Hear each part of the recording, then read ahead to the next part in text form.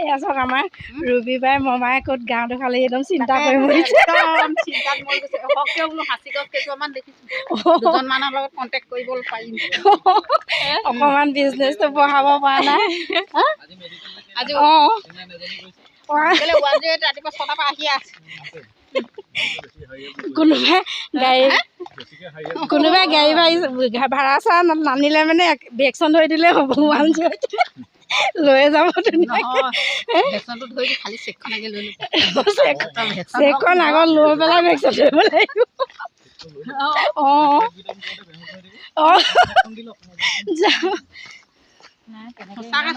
আমাৰ ৰুবি বাই দেই এবাৰ একদম লাখপতি হ'বই আৰু লাখপতি হ'লে মানে গাড়ী এখন ল'ব হয় নাই বিউটি একদম পইচা গোটাই মেলি একেবাৰে কি কৰিম বুলি ভাবিছে ঠিক লৈ আহিছোঁ বেগো ডাঙৰ আনিছে আমি একদম ওলাই কৰি আহি আছোঁ আৰু দেই আজি একদম ফাইনেল আৰু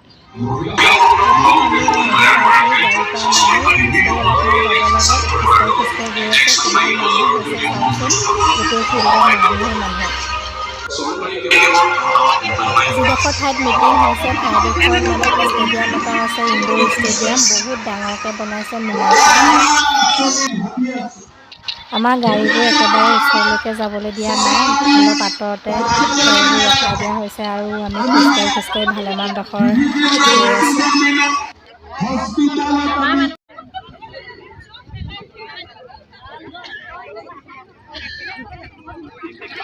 আমাৰ গাড়ীখন এইখিনিতে আহি ৰখাইছেহি আৰু আমি ডোখৰৰ পৰা এতিয়া খোজকাঢ়ি যাম গাড়ী ৰখা ঠাইডোখৰ যাম হৈছে বাহিৰৰ পৰা নিকিনি ইচ্ছা কৰিলে আমি কিনিব পাৰোঁ যাতে গাড়ীখনত বহি লৈ আমি প্ৰথমতে মানুহৰ অলপমান ৰেৰ ৰূপবোৰ চাই লৈছোঁ চাই পেলাই লাহে ধীৰে যাম আৰু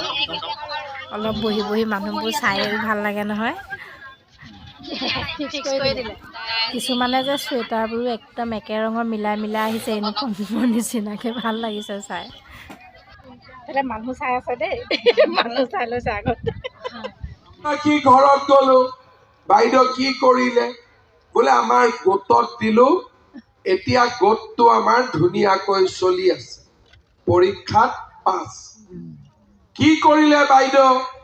গাহৰি কাম কৰি আছো ছাগলীৰ কাম কৰি আছো হাঁচি গছ ৰুলো চিলাই মেচিন কিনিলো পৰীক্ষাত পাছ বাইদেউ কি কৰিলে বোলে ঘৰৰ মানুহজনৰ দোকানখনত 10,000 টকাটো লগালো পৰীক্ষাত পাছ তেতিয়া আমি আপোনালোকক আকৌ এবাৰ মাতিম আৰু দ্বিতীয়বাৰ আমি আপোনালোকক 10,000 নহয় 25,000 টকাকৈ আপোনালোকৰ বেংক একাউণ্টত দিম দ্বিতীয়বাৰ কিমান দিম 25,000 টকা কাক 25,000 লাগিব হাত দাঙকচোন হে ভগৱান চবকে লাগিব পৰীক্ষাত চবে পাছ কৰিব পাৰিব একদম ডাঙৰ কৰি কওক পাৰিব ঠিক আছে মই ধৰি ললো আপোনালোকে পৰীক্ষাত পাছ কৰিব পাৰিব 25,000 দিম 25,000 দিয়াৰ পিছত তৃতীয় বছৰ আমি আপোনালোকৰ ঘৰত আকৌ যাম এইবাৰ সুধিম বাইদেউ 10,000 পালে 25,000 পালে টকাটো কি কৰিলে বোলে 10,000 দি আমি কামটো আৰম্ভ কৰিছিলো 25,000 টকাৰে আমি কামটো শক্তিশালী কৰিলো ভাল কৰিলো তেতিয়া আমি আপোনালোকক আকৌ মাতিম আৰু তৃতীয়বাৰ আমি আপোনালোকক 50,000 টকাকৈ আপোনালোকৰ বেংক একাউণ্টত দিম মই অলপ ভাল পাইছো 50,000ত হাত তালি কম আছে তাৰমানে বহুতক 50,000 নালাগে লাগিব নেকি 50,000 বাইদেউহঁতক নালাগে কমছে কম লাগিব ঠিক আছে 10,000 পাব 25,000 পাব 50,000 পাব আৰু মই কোৱা ৰাস্তাত যেতিয়া কাম কৰি গৈ থাকিব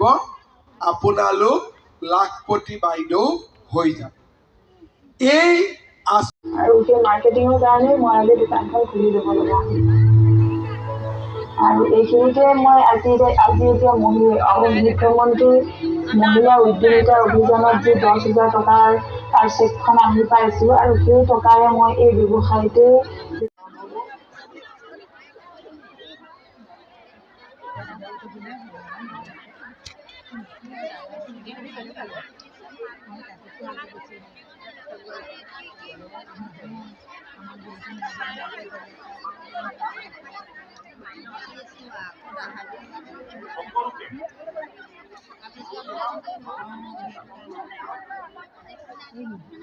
সমষ্টিৰ সাংসদ কামাখ্যা দাসা ডাঙৰীয়া, ৰাজ্যসভাৰ সাংসদ ৰামেশ্বৰ তেলী ডাঙৰীয়া, লখিমপুৰ লোকসভাৰ সাংসদ প্ৰদান বৰুৱা ডাঙৰীয়া, খুমটাই বিধানসভা সমষ্টিত আপোনালোকৰ মৰমৰ বিধায়ক মৃণাল শইকীয়া ডাঙৰীয়া, পূৰ্ণিমা দাস ডাঙৰীয়ানী, আমাৰ জিলাৰ সভাপতি চন্দ্ৰজ্যোতি ঠাকুৰ ডাঙৰীয়া, মুনীন্দ্ৰ মোহন গগৈ, পৰাগ বৰা, জুমনি বৰুৱা ফুকন, ৰূপজ্যোতি দত্তকে আদি কৰি প্ৰথমতে আমি ভাবিছিলোঁ গছ পুলি ৰুবৰ কাৰণে 10,000 টকা দিছে, কিন্তু দুডাল গছ পুলি ৰুবৰ কাৰণে চৰকাৰে কিয় 10,000 টকা দিব? এইটোতো কোনো আঁচনি নহয়। এই আঁচনিটোৰ প্ৰথম কথাটো হৈছে আমি ৰাইজক শিকাইছিলোঁ যে ঘৰত দুডাল সাঁচি গছৰ পুলি ৰুৱক, 10 বছৰ পিছত হ'লেওতো উপাৰ্জন হ'ব। অৰ্থাৎ আমাৰ প্ৰচেষ্টাটো আছিলে যে মহিলাগৰাকীয়ে উপাৰ্জনৰ কথা প্ৰথমৰ পৰাই চিন্তা কৰা। মহিলাসকলক সামগ্ৰীসমূহ তৈয়াৰ কৰাৰ ক্ষেত্ৰত চৰকাৰে বিভিন্ন ধৰণে উৎসাহিত কৰাৰ লগতে এক স্থায়ী বজাৰৰ সৈতে সংযোগ স্থাপনতো সহায় আগবঢ়াব। চৰকাৰে কেৱল আমাক সহায় কৰা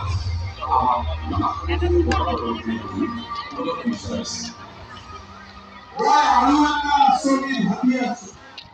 যেনেকুৱা আমাৰ চৰকাৰী কাৰ্যালয়বিলাকত আমি বিভিন্ন বস্তু কিনো, হস্পিটালত আমি মৰমতে কয় লাখপতি বাইদেউ। আৰু এনে এক সুখ আৰু আত্মবিশ্বাস লাভ কৰিলে স্বপ্না বাইদেউ, যি নিজৰ ঘৰ আৰু কামৰ মাজত মৰম আৰু সমৰ্পিত ভাৱেৰে সন্তুলন বজাই ৰাখিছে। এই সন্তুলনে তেওঁক সবল আৰু প্ৰেৰণাদায়ক উদ্যমী ৰূপে গঢ়ি তুলিছে। মাত্ৰ 10,000 টকাৰে নিজৰ এটি সৰু প্ৰয়াস আৰম্ভ কৰি আজি নিজ উদ্যমিতাৰে আৰু সেই মাৰ্কেটিঙৰ কাৰণে মই আজি দোকানখন খুলি ল'ব লগা হ'ল। আৰু এইখিনিতে মই আজি এতিয়া মুখ্যমন্ত্ৰী মহিলা উদ্যোমিতা অভিযানত যি 10,000 টকাৰ চেকখন আহি পাইছোঁ আৰু সেই টকাৰে মই এই ব্যৱসায়তে লাগিছে আৰু আমি চাহ অকণমান খাওঁ বুলি এয়া